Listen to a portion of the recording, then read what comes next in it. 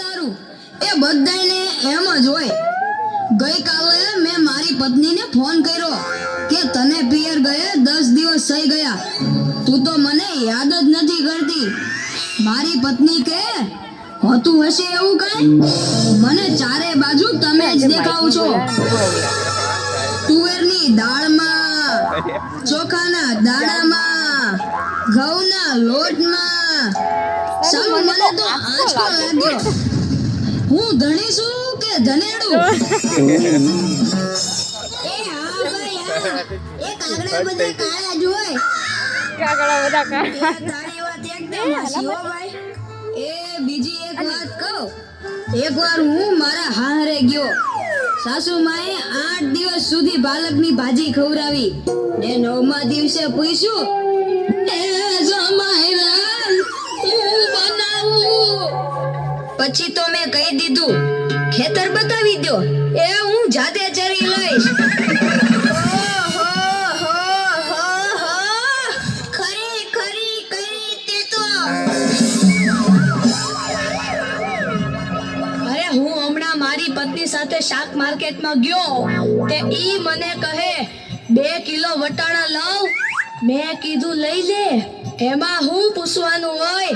તો મને ઈ કે પૂછવું તો પડે ને, આ વટાણા ફોલવાના તો તમારે જ છે ને. યો કરો વાત. અરે બાયોની ક્યાં માંડો છો?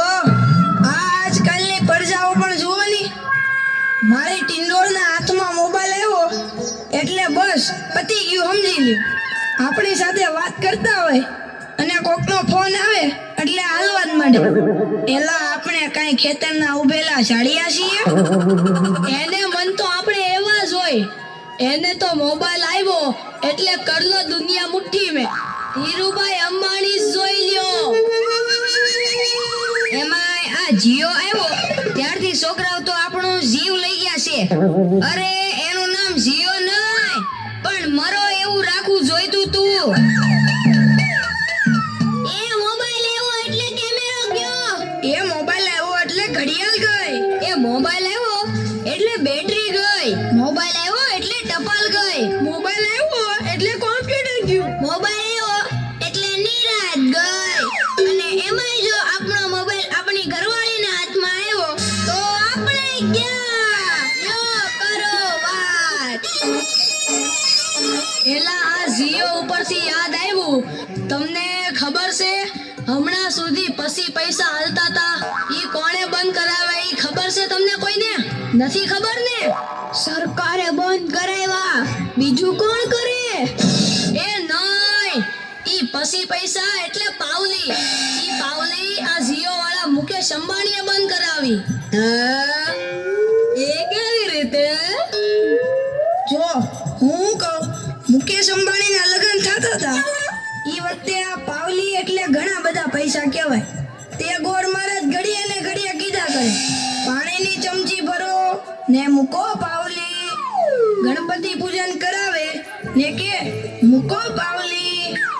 એક ફેરો ફરે ને કહે મૂકો પાવલી.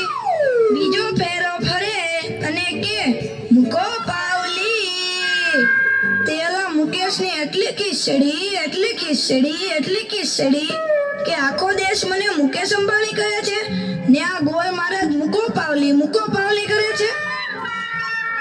મોટો થઈને આ પાવલી બંધ ન કરાવું તો મારું નામ મુકેશ અંબાણી નહીં. અને જુઓ એને બંધ કરાવી કે નહીં. અને ઈ મોબાઈલને કારણે છોકરા કઈ બગડ્યા છે.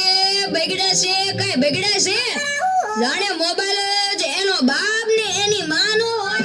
અને આપણા છોકરાની તો વાત જ ના થાય હો. એ વરાસા મોકલ્યો હોય તો તાબીએ જઈને બેઠો હોય, અવેડાના ડાટા કાઢી નાખી એવા હોય. કાલે મેં ઓયલા પહલાને કીધું કે તારો છોકરો પથ્થરના ઘા કરે છે, કોઈને વાગી જશે. પહલો મને કે ઈ મારો છોકરો નહીં, ઈ તો મારો ભાણિયો છે. મારો છોકરો તો તારા બૂટમાં પાણી ભરે જો. એ લાટા પાટા શણગાર કરીને સ્કૂલે મોકલ્યો હોય ને ઘરે આવે ત્યારે પલળેલ કાગડા જેવો થઈ ગયો. મારા ટીનિયાને સાહેબે પૂછ્યું કે 15 ફળના નામ બોલ. ટીનિયો કે એક સફરજન, બીજું એક ચીકુ, એક ત્રીજું પપૈયું અને એક ડઝન કેળા. થઈ ગયા ને 15 ફળ. લ્યો કરો વાત. અરે આપણા છોકરાની વાત મૂકો તડકે, આપણી જ વાત કરો ને. ઘરે છોકરાનો જન્મ થાય એટલે એની માં કે નાક તો મારા જેવું છે, બાપો કે એની આંખો મારા જેવી છે, કાકો કે એના વાળ મારા જેવા છે હો, મામો કે હાસ્ય મારા જેવું છે. એ છોકરો મોટો થઈને જ્યારે ના કરવાનું કરે ત્યારે બધાય કે ખબર નહીં આ હરામખોર કોના જેવો છે. એ લ્યો તોય સૌના ઘરે જાય. આ લોકો તો નવરા છે, આપણે થોડા કઈ